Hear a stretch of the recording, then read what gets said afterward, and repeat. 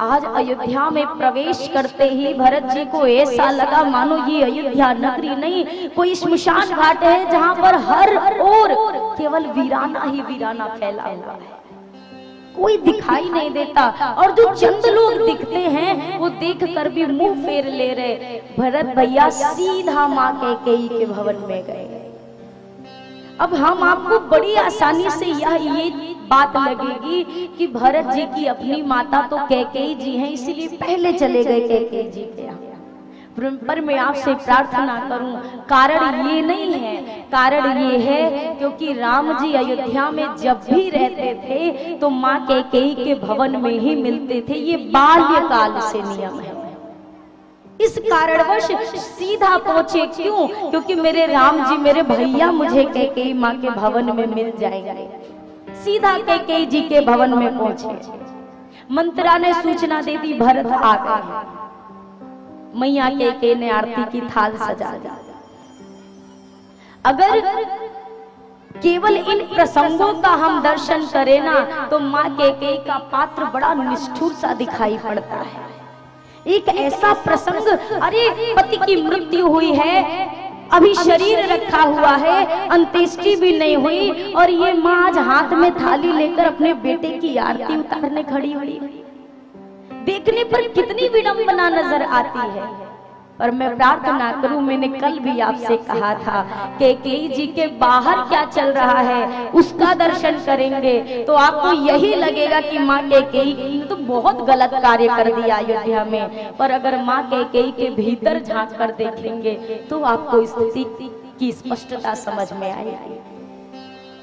मैया कैकेयी हाथ में थाली लेकर खड़ी हैं। भरत जी आए, मैया कैकेयी ने आरती उतारी, अंदर बिठाया। पहला सवाल, बेटा मेरे नैहर में, मेरे मायके में सब कुशल तो है, सब बढ़िया है? भरत जी ने बहुत शीघ्रता से कहा, माँ तेरे यहाँ तो सब ठीक है, पर ये बता मेरे यहाँ सब ठीक है कि नहीं है? मैं आया माँ आज अयोध्या में और आज जीवन में प्रथम बार मैंने देखा, आज किसी अयोध्या वाले ने मेरा मुख नहीं देखा। अगर किसी ने मुझे देखा भी तो मुझे देखकर पलट गया, मुझसे मुंह मोड़ लिया। माँ क्यों उनके नेत्रों में मुझे इतनी नफरत सी दिखाई पड़ी? क्यों इतना रोष दिखाई दे रहा था? अयोध्या में कुछ हुआ है क्या माँ? कोई घटना घटित हुई है? मैया कैकेयी ने अब कहा, बेटा तेरे पिताजी नहीं रहे। इतना सुनते ही भरत भैया धरा पर गिर करके रोने लगे। हे तात, हे पिताजी, अरे कम से कम मुझे अनाथ करने से पहले अगर राम जी के हाथ में मुझे सौंप देते तो मुझे ये ना लगता कि मैं अनाथ हो गया। आप तो मुझे अनाथ करके चले गए, आपने राम जी को मुझे सौंपा भी नहीं और चले गए, आपका अंतिम दर्शन ना कर सका। पिताजी आप कम से कम एक बार इस अभागे भरत को अपना प्रेम तो देकर जाते। रो रहे हैं। फिर भरत जी ने अचानक प्रश्न किया, माँ पिताजी बिल्कुल स्वस्थ थे, कुशल थे, क्योंकि अगर वो अस्वस्थ होते तो मुझे सूचना मिलती, फिर अचानक ऐसी घटना कैसे घट गई? अब माँ कैकेयी के जीवन की ओर निगाह डालिएगा। मैया कैकेयी जानती हैं अब भरत ने मुझसे जो सवाल किया है। पूछा भरत जी ने, राम जी नहीं थे क्या? पिताजी अगर मैया कैकेयी ने कहा जीवन के अंतिम क्षणों में बस वो राम राम कहते गए हैं। भरत जी ने पूछ लिया, राम जी को याद क्यों करना पड़ा? क्या राम जी अयोध्या में नहीं थे? अब माँ कैकेयी जानती हैं अब जो वाक्य मैं बोलने वाली हूँ ये आखिरी बार है जब मैं अपने भरत के मुख से अपने लिए माँ शब्द सुन रही हूँ। इसके बाद मेरा भरत जीवन में कभी मुझे माँ कहकर नहीं बुलाएगा। ये अंतिम बार था जब भरत जी ने माँ कहा है माँ कैकेयी को, आखिरी बार। फिर जीवन पर्यंत कभी भैया भरत ने कैकेयी जी को माँ नहीं बुलाया है। अब सोचिए, एक माँ के लिए या एक स्त्री के लिए इससे बड़े कष्ट की बात संसार में दूसरी कोई और हो सकती है क्या? जानती है माँ कैकेयी, लेकिन फिर भी अब वो बात बताने जा रही हैं जिस बात के लिए मैंने कल आपसे कहा आज चर्चा करूंगी। ये सारा कुछ जो क्रम बना क्यों बना?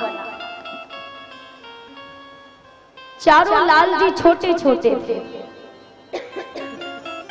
और मैंने जैसा कि प्रारंभ में कहा मेरे राघव जी मैया कैकेयी के भवन में ही रहते थे और भरत जी माँ कौशल्या के महल में रहा करते थे। जब राम जी ने पहली बार माँ शब्द कहा, आप बताइए किस माँ के लिए ये आनंद का पल नहीं होता जब बच्चा पहली बार माँ बोलता है।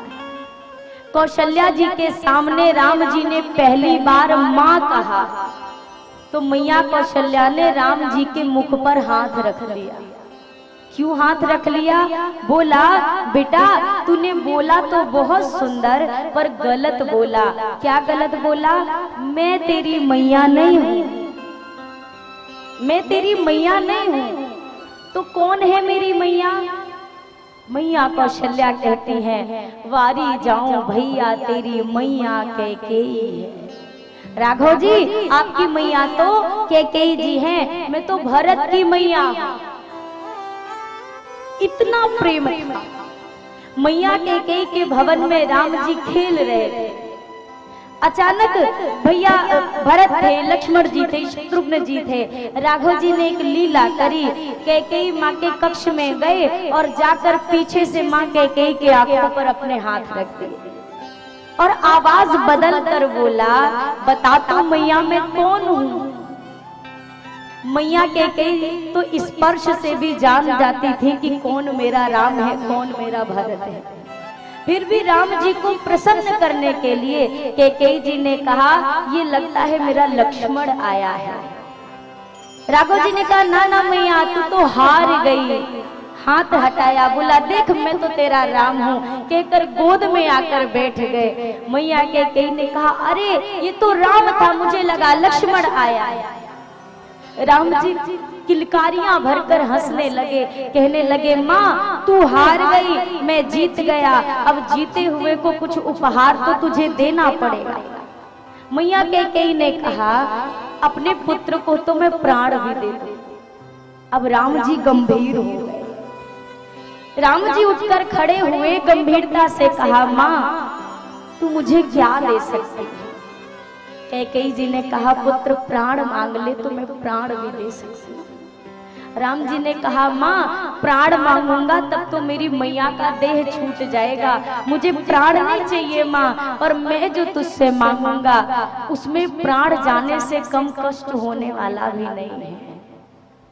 प्राण जाने से मनुष्य एक बार कष्ट पाता है, एक बार मरता है, पर जो मैं तुझसे मांगूंगा हर पल तेरे प्राण जाएंगे, तू हर पल मरेगी।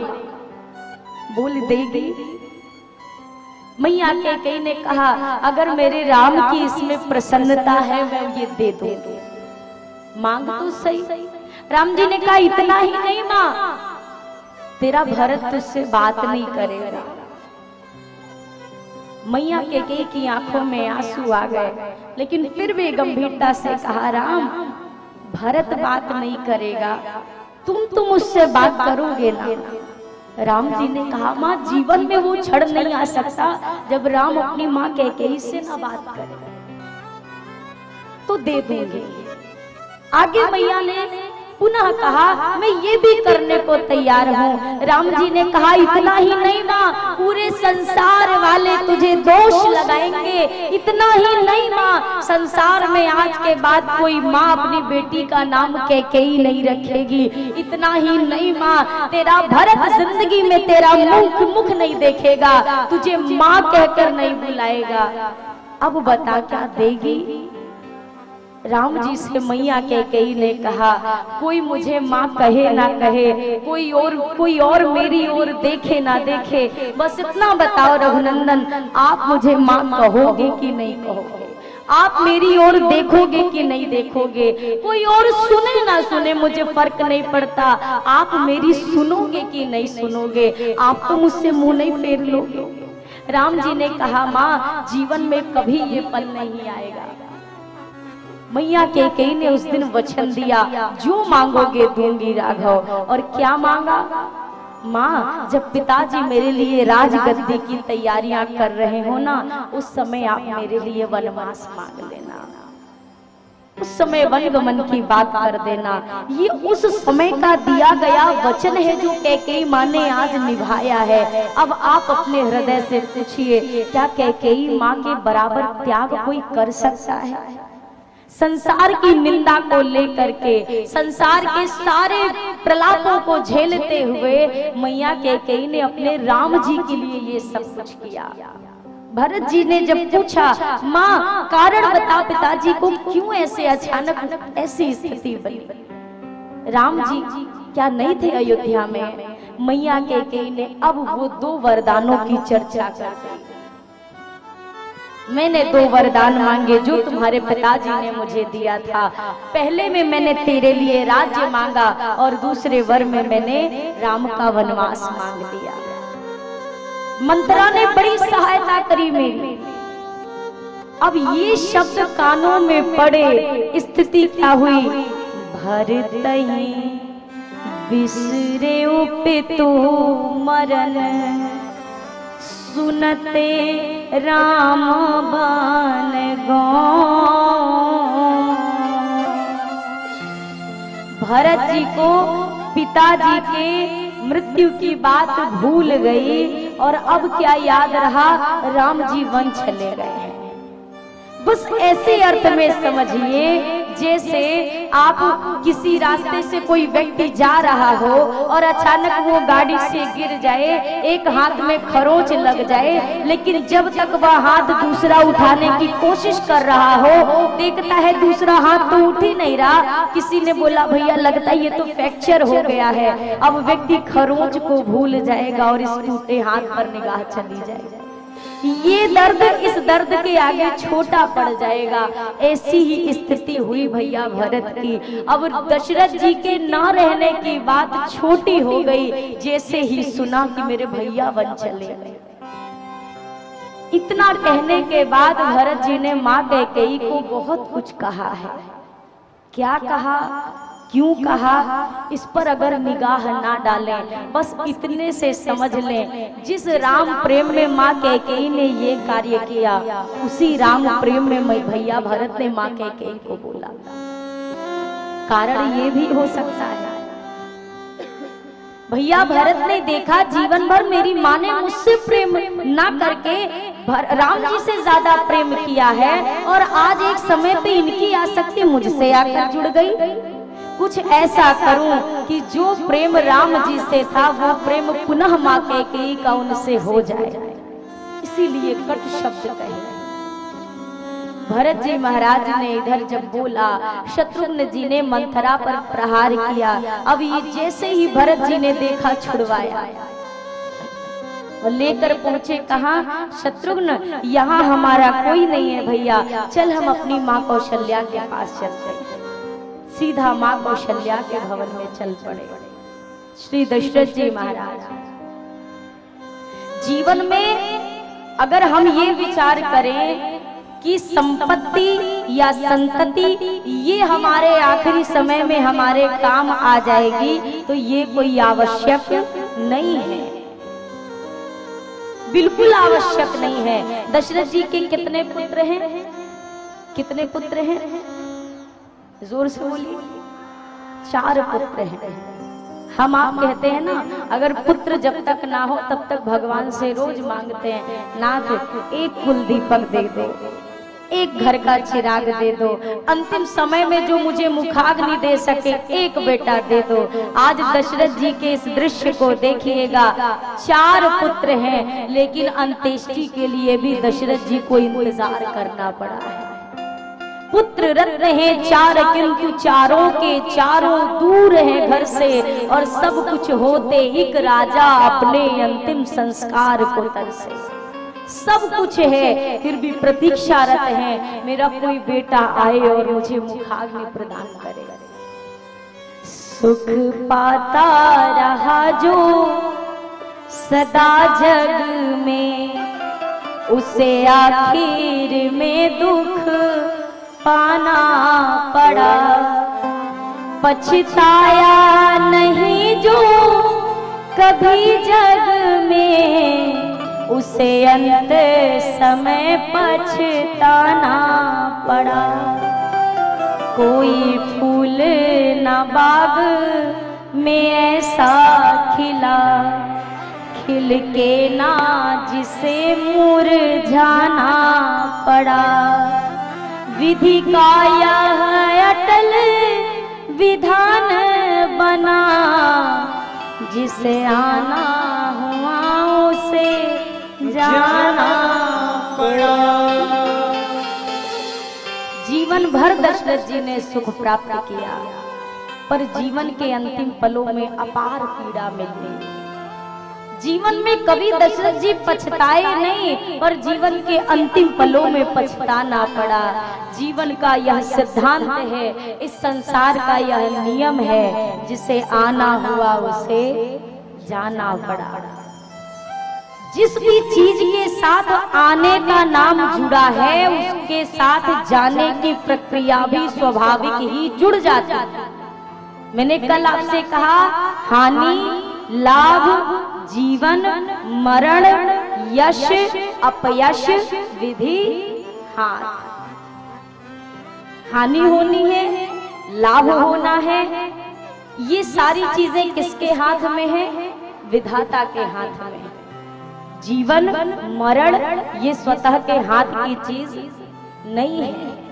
जन्म कब लेना है, कहाँ लेना है, ये तय करने वाले विधाता है। मृत्यु कब होनी है, कहाँ होनी है, कैसे होनी है, ये सब कुछ तय करने वाला भी विधाता है। ये चीजें अपने स्वतः के हाथ में नहीं होती हैं। आपको यश मिलेगा कि अपयश मिलेगा, हानि होगी कि लाभ होगा, हमारे आपके प्रयत्न से ये चीजें हम सुनिश्चित नहीं कर सकते। अगर ये हमारे हाथ में चीजें होती तो किसी भी व्यक्ति का घाटा नहीं होता, सब लाभ पाना चाहते। जीवन मरण अपने हाथ में नहीं है।